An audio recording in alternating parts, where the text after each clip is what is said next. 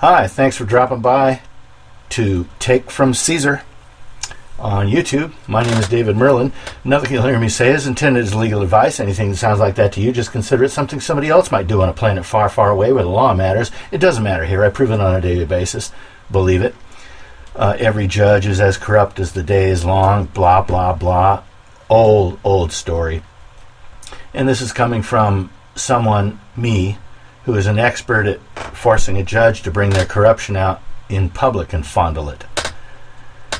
Now, I was recently paid by an attorney in Colorado to write a petition in a certain case involving bail violations, or bail conduct by a state court. And the case has really an accent to it of abuse of this man who's in prison, sentenced to 2 years, when in fact the court imposed cash-only bail. The court imposed $250,000 cash-only bail. And the judge did not have an oath of office filed with the Secretary of State of Colorado as required by law. Those three issues: the bail was excessive, the bail was unauthorized because it was cash only, when the state constitution says bail shall be available by sufficient sureties, as it reads here in Washington State. And then the judge with no oath of office on file. How can he render a valid judgment when he hasn't complied with the law requisite and pertinent to his office? So this is a presentation of the petition that I wrote to make those three challenges.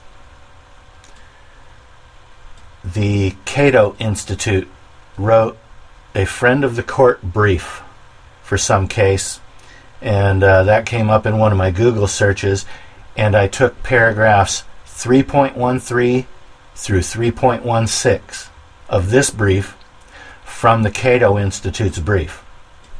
The rest of it is my writing, and this case really cries out for review. And Colorado has a constitutional provision that says the Supreme Court has original jurisdiction for certain extreme cases where the public interest really needs to be served by them taking an original action. So this is a petition to the Supreme Court, not an appeal to the Supreme Court. Supreme Court of Colorado has original jurisdiction. When I say Washington, it has nothing to do with Washington, D.C. It's Washington State. And Washington State bears heavy reference in part of the brief that you'll read. I'm not going to read the brief for you. I will pause, give you a chance to pause the video and read what's on the screen, and then you click on play, and I'll scroll down through the brief. And every time I say pause, click on pause and read what's on the screen down to the point where you see this little hand positioned. And then when you're done reading the part above the hand, I will use the little grabber to move the content that you're to read next up to the top of the screen, so you don't have to read to the bottom of the screen. And I'll do my best. So it's argued herein that the bail, $250,000 cash only, imposed on a guy that makes $20 an hour, is excessive, in violation of the Colorado State Constitution and the U.S. Constitution, which applies to state proceedings through the 14th Amendment. They imposed cash-only bail when the state constitution says bail shall be available by sufficient sureties. Well, how do you exclude bond from that? And a judge with no oath on file with the Secretary of State of Colorado as required by law. Those are the three key issues. What preceded what you're going to read was the table of authorities, table of contents, the caption page. Okay? So this is just the memorandum portion of the filing in Colorado State Supreme Court. Now, this is, I know today has a date. Let's get it right. This is February 3rd. They've had this brief, this case, this filing, for just about 3 weeks, maybe 2.5. And they haven't rejected it yet. Colorado Court Rule, Appellate Rule 21, has a checklist of stuff you have to do correctly to petition under Rule 21. We didn't even do a Rule 21 assessment for compliance. We just filed it the way it's written. And they've not rejected it yet. I brought this up to Kurt Riggin, and I said, that looks good. It looks good that they haven't rejected it yet. He says, are you kidding? A year ago, I filed a petition with the Colorado State Supreme Court.